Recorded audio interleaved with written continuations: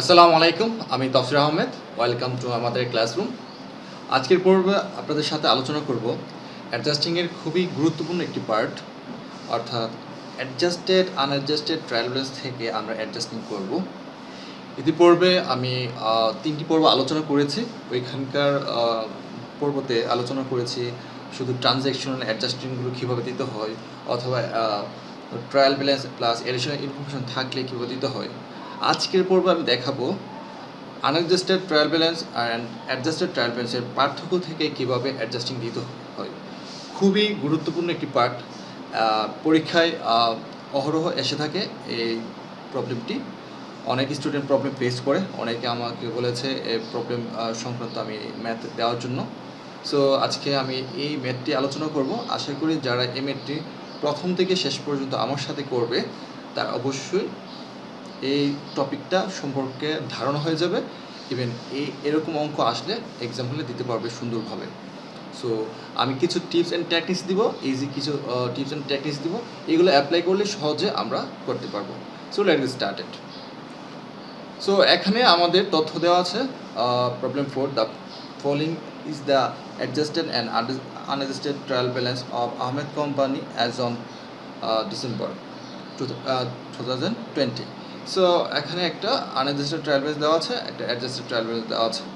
So আনঅ্যাডজাস্টেড and adjusted trial ব্যালেন্সের ক্ষেত্রে পার্থক্য হচ্ছে, আনঅ্যাডজাস্টেড ট্রায়াল ব্যালেন্স হচ্ছে যেটা আমরা শুধু ট্রায়াল ব্যালেন্স বলে থাকি, আর অ্যাডজাস্টেড ট্রায়াল ব্যালেন্স হচ্ছে ট্রায়াল ব্যালেন্সের সাথে অ্যাডজাস্টিংগুলো অ্যাডজাস্টেড করার পর নতুন একটা ট্রায়াল ব্যালেন্স হয়, সেটা হচ্ছে আনঅ্যাডজাস্টেড ট্রায়াল ব্যালেন্স। অর্থাৎ অ্যাডজাস্টেড ট্রায়াল ব্যালেন্স হচ্ছে অ্যাডজাস্টিং প্লাস ট্রায়াল ব্যালেন্সের একটা কম্বিনেশন ফর্ম। সো এখানে এরকম তথ্য দেওয়া থাকবে, আপনাদের এক্সাম হলে সবসময় এরকম তথ্য দেওয়া থাকবে, এরকম আনঅ্যাডজাস্টেড তথ্য দেওয়া থাকবে, অ্যাডজাস্টেড তথ্য দেওয়া থাকবে, আর নিচে বলা থাকবে show the adjusting entries. So সেক্ষেত্রে আমাদের একটা টেকনিক্স অ্যাপ্লাই করতে হবে কীভাবে শুরু করব। এই পর্যন্ত তথ্য দেওয়া থাকবে, আর কিছু বলা থাকবে না। তো এখান থেকে তো আমাদের অ্যাডজাস্টিং দিতে হবে। তো এখান থেকে অ্যাডজাস্টিং দিতে হলে আমাদের দেখতে হবে আনঅ্যাডজাস্টেড আর অ্যাডজাস্টের মধ্যে পার্থক্যগুলো কী কী আছে। পার্থক্যগুলো নিয়ে আমাদের অ্যাডজাস্টিং কাজ করতে হবে। যেখানে কোনো পার্থক্য নেই সেখানে কোনো কাজ করার প্রয়োজন নেই। যেমন মনে করেন এখানে গ্যাস 40,000 আছে, আনঅ্যাডজাস্টেডে অ্যাডজাস্টেড 40,000 আছে। সো এখানেও আমাদের কাজ নেই।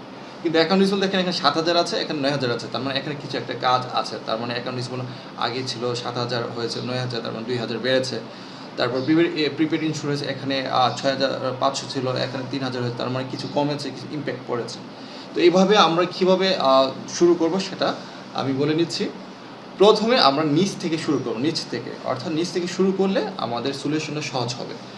আমার ফার্স্ট টেকনিক্স থাকবে হচ্ছে, আপনারা এরকম অ্যাডজাস্টেড আনঅ্যাডজাস্টেড ট্রায়াল ব্যালেন্স থেকে যখন অ্যাডজাস্টিং করতে যাবেন প্রথমে নিচ থেকে শুরু করবেন। নিচ থেকে শুরু করবেন কেন?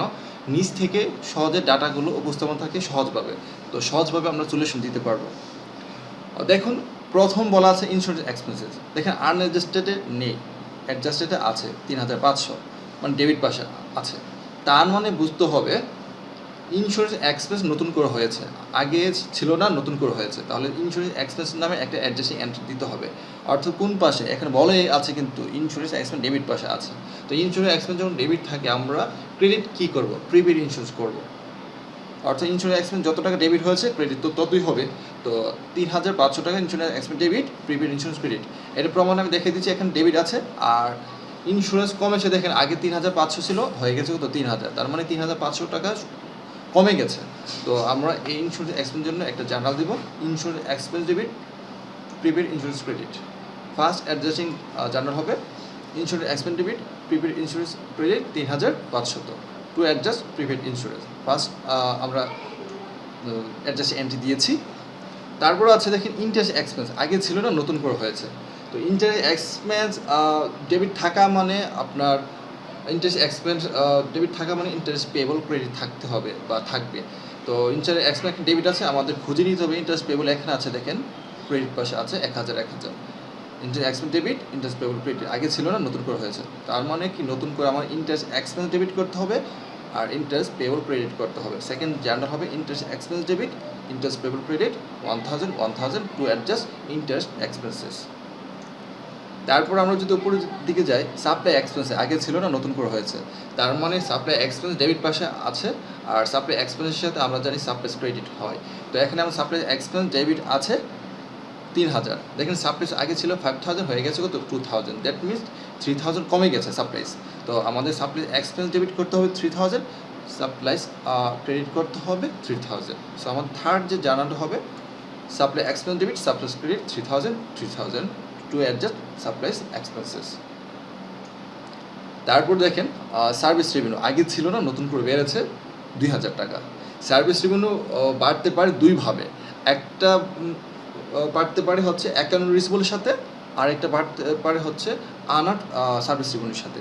সো আমরা দেখব যদি অ্যাকাউন্ট রিসিভেবলের সাথে মিলে যায় টাকা, যেমন এখানে সার্ভিস রেভিনিউ বেড়েছে 2000, তো আমাদের দেখতে হবে অ্যাকাউন্ট রিসিভেবল ছিল আগে 7000, হয়েছে কত 9000। দ্যাট মিনস আপনার 2000 বেড়েছে, তো আমাদের অ্যাকাউন্ট রিসিভেবলের সাথে মিলে গেছে। তার মানে কি অ্যাকাউন্ট রিসিভেবল বেড়েছে, সার্ভিস রেভিনিউ বেড়েছে। অ্যাকাউন্ট রিসিভেবল ডেবিট বেড়েছে কত 2000, সার্ভিস রেভিনিউ ক্রেডিট বেড়েছে 2000। তো 2000 করে account receivable debit, service revenue credit 2000 to adjust service revenue. আশা করি বুঝতে পেরেছেন 4 নম্বর আমাদের ট্রানজ্যাকশনটা। তারপর এখানে দেখেন ডিপ্রিসিয়েশন এক্সপেন্সেস এখানে আগে ছিল না, নতুন করে বেড়েছে 1500।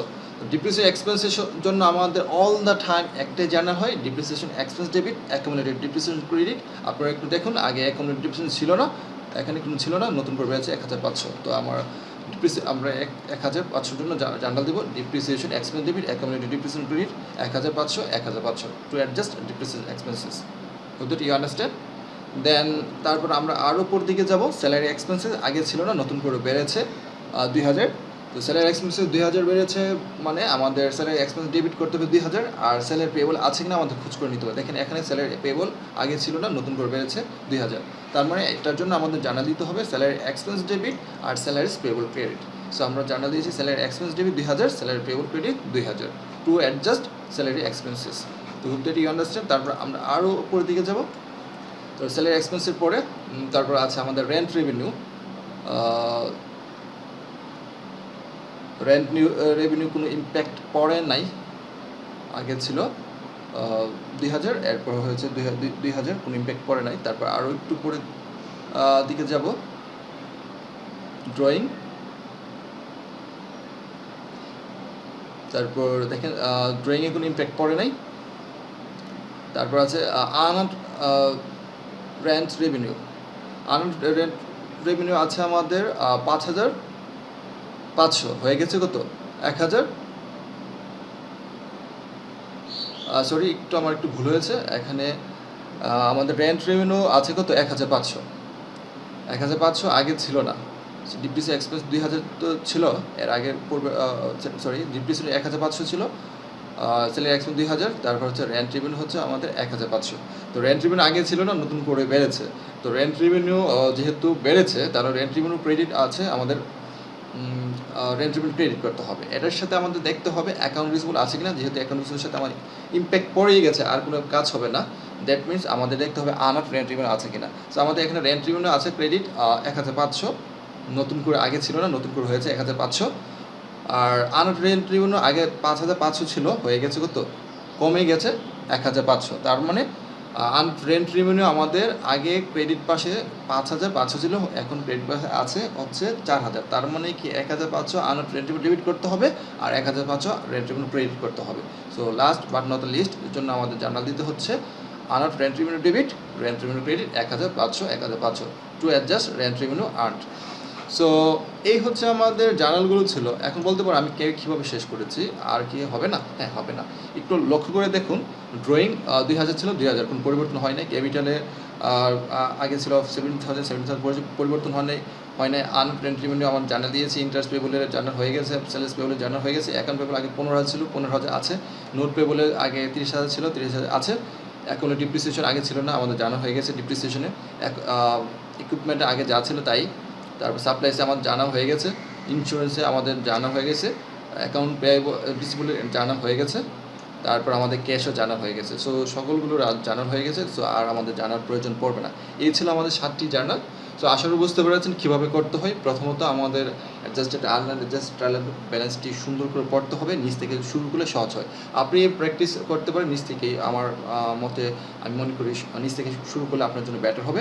আপনি ইচ্ছা করলে শুরু থেকে শুরু করতে পারেন যদি আপনি আরও এক্সপার্ট হয়ে থাকেন। তবে আমি সাজেস্ট করবো বিগিনার লেভেলে নিচ থেকে শুরু করলে আমাদের অ্যাডজাস্টিংগুলো খুঁজে পেতে সহজ হয়। সো আমাদের পাঠ্যগুলো দেখতে হবে, যেগুলো পার্থক্য হয় নাই তাহলে সেগুলো লাগবে না।